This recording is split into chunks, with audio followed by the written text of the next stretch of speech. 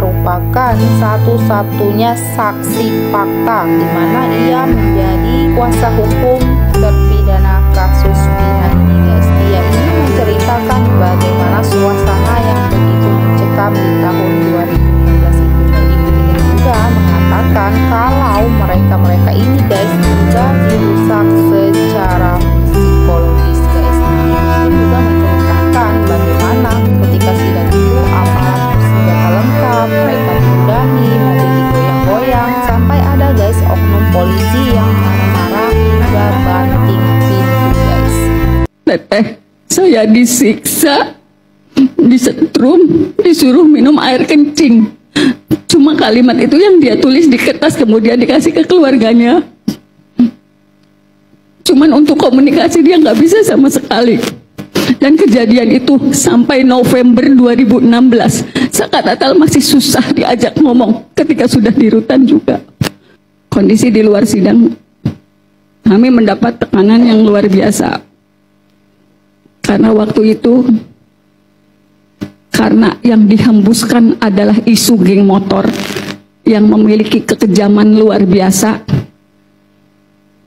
Itu pula, dan mereka sangat sadis.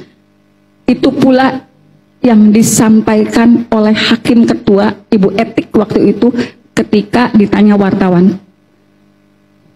Geng motor kekejamannya sangat sadis. Saya masih punya clippingnya. Saya masih pegang clipping korannya. Jadi Saka Tatal dibawa ke ruang sidang menuju lorong. Jangankan Saka, saya juga mendapatkan perlakuan yang luar biasa. Saya sempat diludahin karena dianggap membela pembunuh. Bahkan ada anggota dewan namanya Pak Jafarudin yang langsung memimpin sidang. Dengan suara keras dia menyatakan, nanti anaknya pengacara juga mengalami nasib serupa seperti Vina. Mobil saya juga sempat digoyang-goyang, walaupun saya berusaha parkir agak jauh. Kemudian intimidasi itu kami rasakan betul karena saksi-saksi alibi yang dihadirkan itu datang tanggal jam 9 pagi, tetapi sidang baru menjelang maghrib.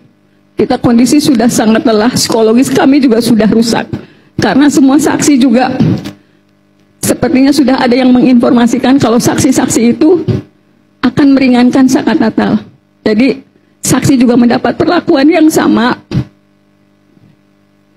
Kemudian dari Kejaksaan Tinggi juga hadir di ruang sidang Saka Tatal. Aparat dari kepolisian selalu bersenjata lengkap di dalam ruang sidang Saka Tatal, di pintu ruang sidang Saka Tatal. Kemudian pada sidang dewasa ternyata kondisinya lebih parah lagi karena saya juga menjadi kuasanya Sudirman. Sebetulnya di ruang sidang dewasa itu 2 perkara sekaligus dijadikan satu.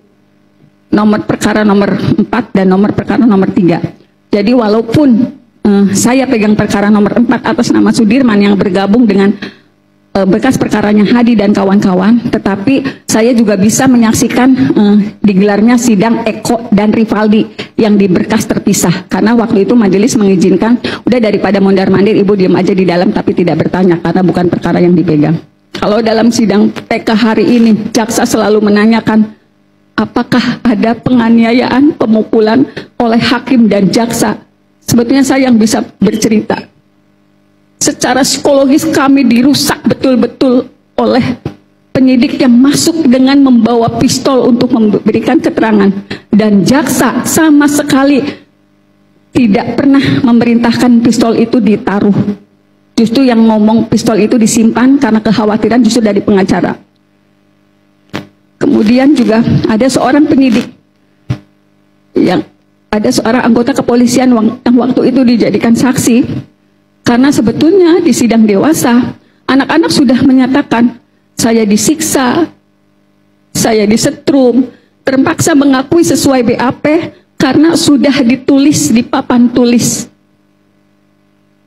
Itu sebenarnya sudah disampaikan di sidang 2016. Saya disuruh minum air kencing, sebetulnya sudah, dan itu saya cantumkan dalam pledoi saya sebetulnya.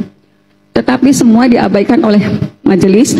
Kemudian juga ada seorang, saya lupa namanya, dia masuk, mohon maaf, kalau waktu itu kami melihatnya dia dalam kondisi yang tidak stabil, karena ketika diminta menjadi saksi marah-marah. Kemudian ketika dikonfirmasi apakah betul orang ini yang melakukan saksi yang melakukan pemukulan, waktu itu saya ingat betul Eko yang mengangguk, iya betul, bapak ini yang mukul saya.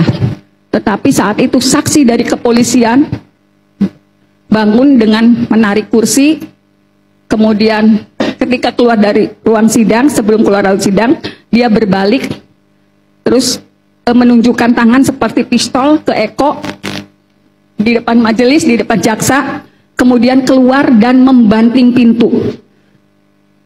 Itu yang saya sebut penganiayaan secara psikologis, dan itu tidak siapapun berani menegur.